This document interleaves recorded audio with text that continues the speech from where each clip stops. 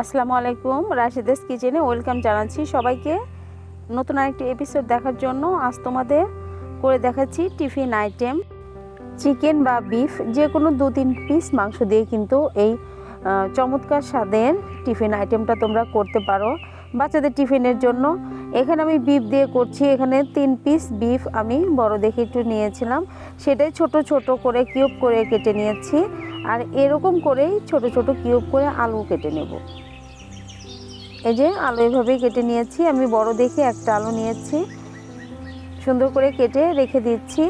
এখন আমি এই মাংসটাকে সিদ্ধ করে নেব। এখানে দিয়ে দিচ্ছি প্রথমেই গোলমরিচের গুঁড়া, দিয়ে দিচ্ছি লবণ, শুকনো মরিচের গুঁড়া দিয়ে দিলাম।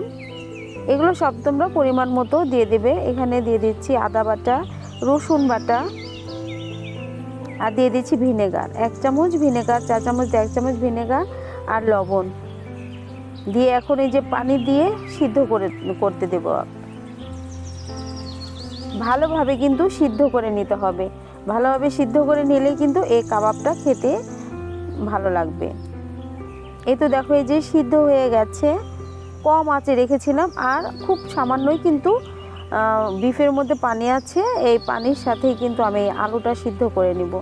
কাঁচা আলু সুন্দর করে কিউব করে কেটে ধুয়ে রেখেছিলাম, সেই আলুটা দিয়ে 1 টেবিল চামচের মতো টমেটো সস দিয়ে ভালোভাবে সিদ্ধ করে দেখো এই যে কাঠি দিয়ে টুথপিক দিয়ে কিন্তু গেঁথে নিয়েছি। এভাবে এই যে টুথপিক দিয়ে গেঁথে নিতে হবে।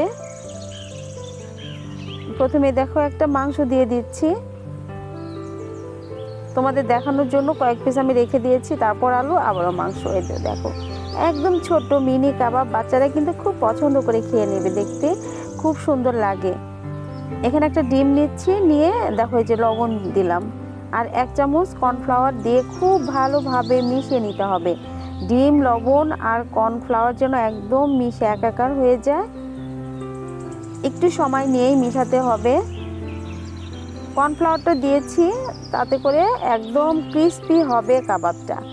দেখো এই যে কাবাবগুলো এখন এই যে এরকমভাবে ডিমের মধ্যে ভালোভাবে চুবিয়ে তারপরে যে কম আঁচে তেলে ভেজে নিচ্ছি।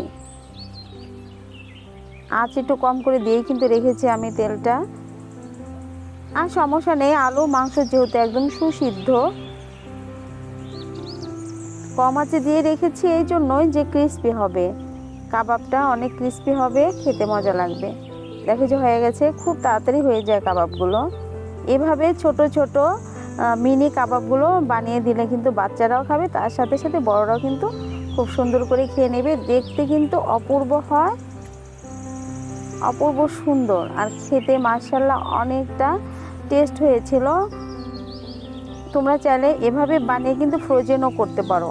শুধু টিফিন বা লাঞ্চ বক্সে যখন দিবে তখন বের করে শুধু একটা ডিম, কর্নফ্লাওয়ার এভাবে ফেটিয়ে চুবিয়ে ভেজে নেবে।